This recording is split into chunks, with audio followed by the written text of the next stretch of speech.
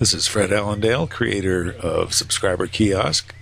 In this tutorial, we'll do a quick walkthrough of the menus for the Master Remote Kiosk and demonstrate some of the features. They're also used in the other tutorials. So when you click on the kiosk, when the owner, that is, clicks on the kiosk, he gets a display window that shows any filter settings that may be in there. We don't have any filters right now. And then the options are a show list command, which basically just lists all of the subscribers in the kiosk. If I click on that, you'll see here's a complete listing of all the subscribers. And you'll notice that the text is in orange because it's not set in open chat, so nobody else around you can see this information. It uses, if you're familiar with scripting, it uses the owner say command, so it only goes to the owner of the object. So that's a security feature. That show list is also used when you want to do backups. You can copy and paste that to note cards for backups. The master stat you'll probably just use for checking what's in the kiosk. If it contains info items or gift objects, those are special objects that are covered in another tutorial. In this case, there's no sendable inventory. If you did drop some inventory in there, it would list what that is here. And then how many subscribers you have, the total capacity, and how many more slave scripts you could add to increase capacity. So that's always shown whenever you do a master stat. The remote stat command is used for interacting with the remote kiosks. I can either get the status of the remote kiosks. If I should happen to lose sync or a remote kiosk goes offline, I can do a resync command. I can enable or disable the remotes. So remotes on or remotes off will enable or disable all of your remote kiosks. If for some reason you're doing some maintenance or something and you want to temporarily turn off all the remotes, you can do that right from the Master Kiosk here. So under the status section, you'll see right down here it says I'm currently commuting with one remote kiosk, which is this one, and there's a 24-hour age-out period. If you delete a remote kiosk, it'll keep trying to contact it for up to 24 hours, and then it will delete it from its list. And then it lists out with the remote kiosk where it's located, when it was last heard from, and its status, whether it's online or offline. And that can be particularly useful if you have a lot of remote kiosks. You can see immediately from the master what the status of each of those kiosks are, and if any of them need to be restarted if they've lost their communications. Edit list command actually pops up a window that lets you either add or remove subscribers manually. You've got 30 seconds, so if I add Fred Allendale, and it's not case sensitive, it's showing me he's already in the database. So if I want to remove him, I have to select edit list again and then say remove Fred Allendale, and he'll be deleted from the kiosk. So that's good, handy for removing or adding people one at a time if you need to edit your list. The append and restore command we covered earlier. That's useful for either restoring your kiosk from a backup or adding members from other lists, aggregating lists from multiple kiosks or from whatever source customer list that you may have. The format of the note card for doing that, if you do set up the note card manually, if you haven't created it from the show list command, can contain either the keys or the names of the individual subscribers that you want to add. The names takes a little bit longer, and it's not quite as reliable because it has to use external databases to look up names. So if you do have a list of keys, it's faster for appending additional people to your list. The clear list command, of course, just wipes out the list.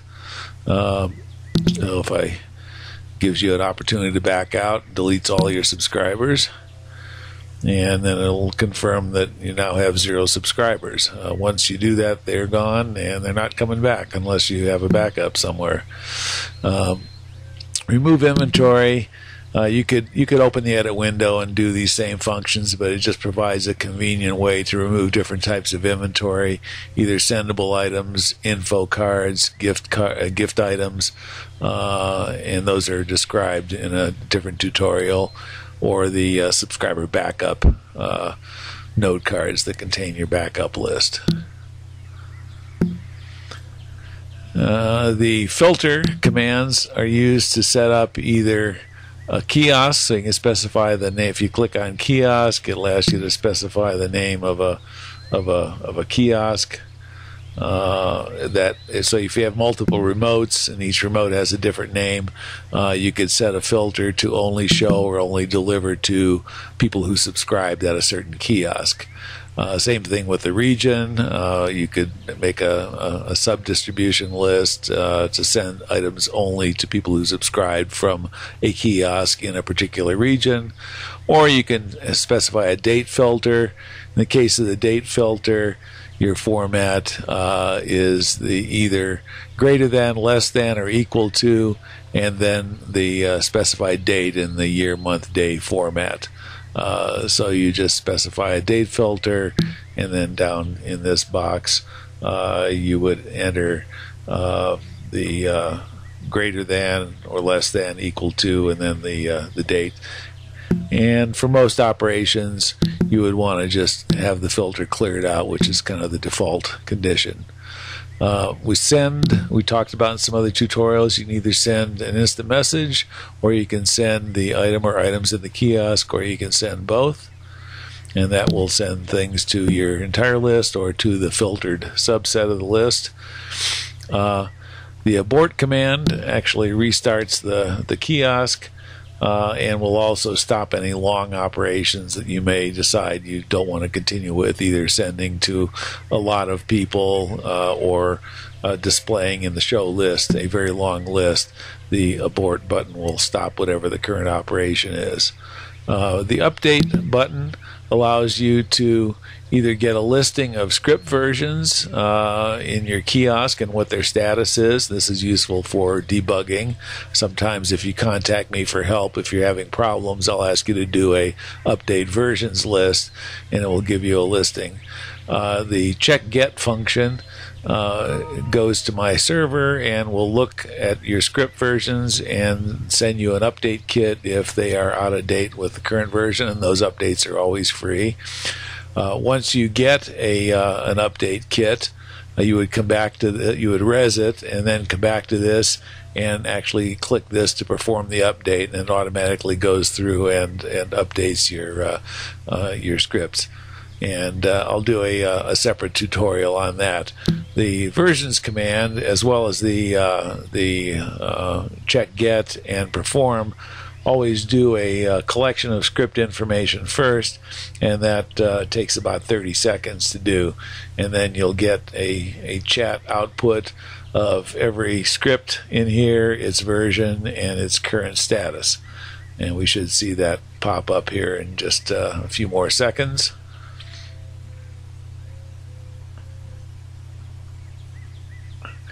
There we go. So you've got your configuration code, which you'll need if you want to buy upgrades from my vendors. And then each script is listed along with its version number and its running or stopped status. They should all be running. And this OK means that it is the correct script version, or at least it matches what's in the configuration for that kiosk. It doesn't necessarily mean it's the latest script. You have to do the check get to determine that. But if it contains a wrong version or an extra script or a missing script, that will also pop up in that version checklist. So that covers, I think, all of the items on here, that concludes this tutorial. We'll do another brief one on the menus on the remote. Thank you, and thanks for buying Subscriber Kiosk.